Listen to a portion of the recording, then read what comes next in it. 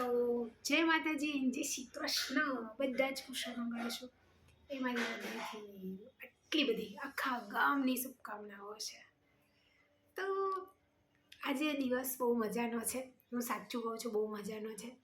આજે એક બે આભાસ એવા સરસ થયા કે આમ દિલ બહુ જ ખુશ છે. શું થયા આભાસ અત્યારે નહીં કહી શકું, પણ કહીશ આગળ જઈને, જરૂરથી કહીશ. હવે હું છેલ્લા જુઓ ને, મેં શાયદ 7 અથવા 8 તારીખે મારો એક વિડીયો પોસ્ટ કર્યો હતો ઇન્સ્ટાગ્રામ આઈડી મારું નવું પબ્લિક બનાવીને. ઓલરેડી મારો એક પ્રાઇવેટ આઈડી તો છે જ, પણ મેં એક પબ્લિક આઈડી બનાવી હતી ને, એમાં મેં 1-2 વિડીયો પોસ્ટ કર્યા હતા ને એમાંથી 3 વિડીયો મારા પહેલા દિવસે 2-3 પોસ્ટ કર્યા હતા, બીજા દિવસે કર્યા હતા. એવી રીતના 2 દિવસ મેં પોસ્ટ કરી હતી કેટલાક વિડીયોની. એમાંથી 3 વિડીયો મારા મજાના વાયરલ થયા હતા. મતલબ બહુ સારું એવું એમાં બધાએ જોયા અને બહુ બધા મારા ફોલોવર્સ વધી ગયા ઇન્સ્ટાગ્રામમાં. અને બધાના વિડીયો પર કમેન્ટ જે આવતા હતા અને એનાથી મને થોડું પ્રોત્સાહન મળ્યું અને મેં થોડું વિડીયોમાં વધારે અંદર ઉતરવાનો પ્રયત્ન કર્યો. અને મેં કેટલાક વિડીયો લાગણીસભર થઈને આમ કેટલાક બસ એવું કે કેમ છો તમે, શું થાય તમને, તમે ખાધું, તમે ચાય પીધી, અથવા તો કંઈક પૂછીને મેં પ્રયત્ન કર્યો વિડીયો બનાવવાનો. તો માનશો નહીં, અરે માણસ કેટલો એકલો થઈ ગયો છે, બાપરે બાપ. મતલબ કમેન્ટો બીજી બી આવી છે, ઘણી બધી ખરાબ કમેન્ટો બી આવી છે. અરે ઘણા તો એમને ગાળો બી લખી દીધી છે. મને કોઈ ફરક નહીં પડતો, પ્રભુ બધાને જોવે છે. પણ આમ જે સાચેમાં હૃદયથી જે વિડીયો જોવે છે અથવા તો એ શબ્દ એમને સ્પર્શે છે, તમે જમી લીધું, તમે ખાધું, આવું કોઈ એક વ્યક્તિ આપણા જીવનમાં હોવું બહુ મહત્ત્વનું છે. એનું મહત્ત્વ એ જ જાણે કે જેના જીવનમાં એ વ્યક્તિ નથી, બાકી જેને છે એને કદર નથી, કિંમત નથી. શું કરશું? બટ મેં જોયું કે લોકો આમ કેટલા આતુરતાથી જવાબ આપે છે. થેન્ક યુ બી કહે છે કે તમે અમને પૂછ્યું. ભલે હું એમને ઓળખતી નથી, પણ હું વાંચતી હોઉં છું કોમેન્ટો, તો હવે એવું લાગે કે માણસ કેટલો અંદરથી કેટલો એકલો છે અને કેટલો ભરેલો છે.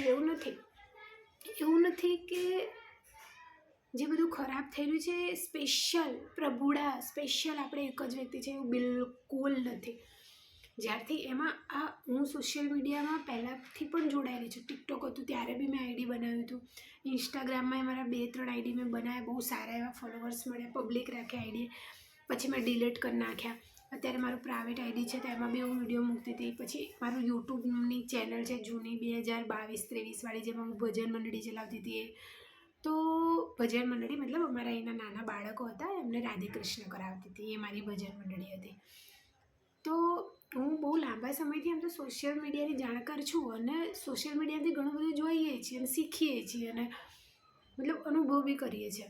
પણ હું જ્યારથી આ ઇન્સ્ટાગ્રામમાં 15-20 દિવસથી જોડાઈ છું, તો મને ફીલ થાય છે કે માણસ કેટલો એકલો છે. લોકો કે ફોન પકડીને પડ્યો રહે છે, ફોન મચડે છે આજે. ના ભાઈ, એ ફોનમાં એને ફિલિંગ એ દર્શાવે છે, એ દુઃખી છે તો ત્યારે માણસ નહીં સમજતો એને, પણ આ મોબાઈલ, આ બધી જે એપો છે એ કદાચ એને સમજે છે. દુઃખી છે તો એવી જ રીલો આવશે, દુઃખી, સેડ, આ તે. ખુશ છે તો જોક્સ આવશે. આરે તો ક્યાંક એ કનેક્ટિવિટી એની થઈ ગઈ છે, એના કારણે મોબાઈલ સાથે વ્યક્તિ સંકળાવા લાગે છે અને માણસોથી દૂર થવા લાગે. કારણ કે વધારે આપણે ખુશી બતાવી દઈએ તો લોકોને બળતરા થઈ જાય, વધારે દુઃખ બતાવી દઈએ તો રાજી થઈ જાય, એટલે જવાનું ક્યાં. પણ એટલી મને ખબર પડી ગઈ કે સ્પેશિયલ કોઈ વ્યક્તિ એવું નથી, ભગવાને બધાને સરખા રાખ્યા જ છે.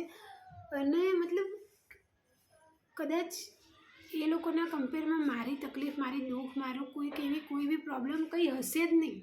કંઈ જ ઝીરો હશે, ઝીરો મતલબ કંઈ જ નહીં હોય. કેટલું એકલપણું છે લોકોમાં, બહુ જ.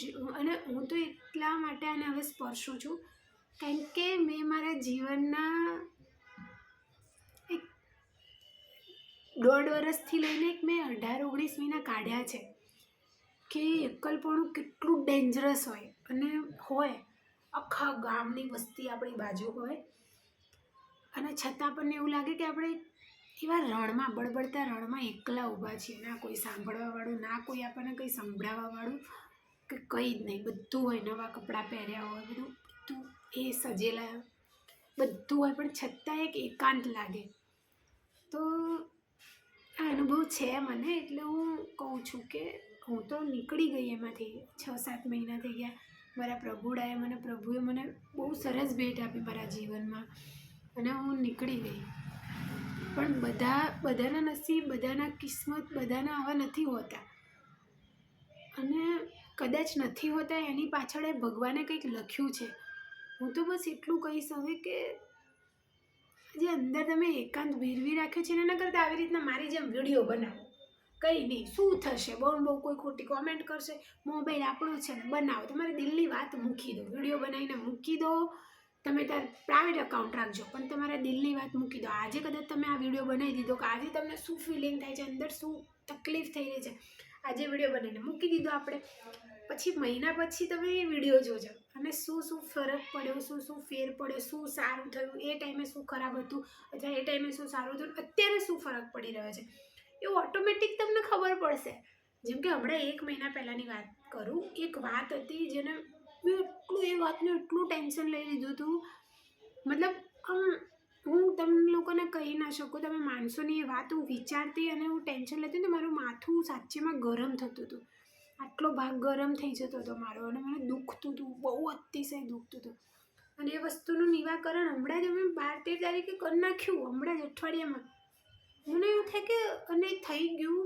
એ એટલું મોટું બી નહોતું જેટલું મેં એને મારા મગજમાં બનાવી દીધું હતું, અને જેટલું એનું ટેન્શન લઈ લીધું હતું. એટલી મોટી વસ્તુ એ હતી જ નહીં. એનું નિરાકરણ થઈ ગયું. પછી હવે કોઈ ફરક જ નહીં પડતો. અને હવે જ્યારે આજે અથવા તો અઠવાડિયામાં જ્યારે હું એકલી બેઠી તો વિચારું, હાય હું આ વસ્તુ માટે આટલું બધું ટેન્શન લીધું હતું.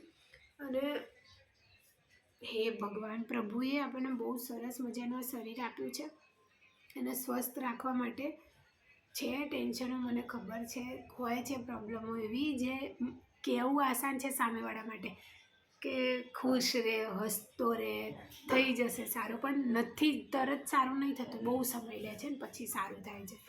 તો બસ હું તો અત્યારે એટલું જ કહીશ કે તમે બી આવી રીતે તમારી વાત મૂકવા માટે કોઈ વ્યક્તિ ના મળે ને, ત્યાં તમારા ફોનનો સહારો લઈ લેજો, બરાબર? અને મજાનો વિડીયો બનાવો ને તમારા દિલની વાત મૂકી દો, કાલનું કાલ જોઈ જશે, બરાબર? ચાલો મળીએ નેક્સ્ટ વિડીયોમાં. બાય, ધ્યાન રાખો તમારું.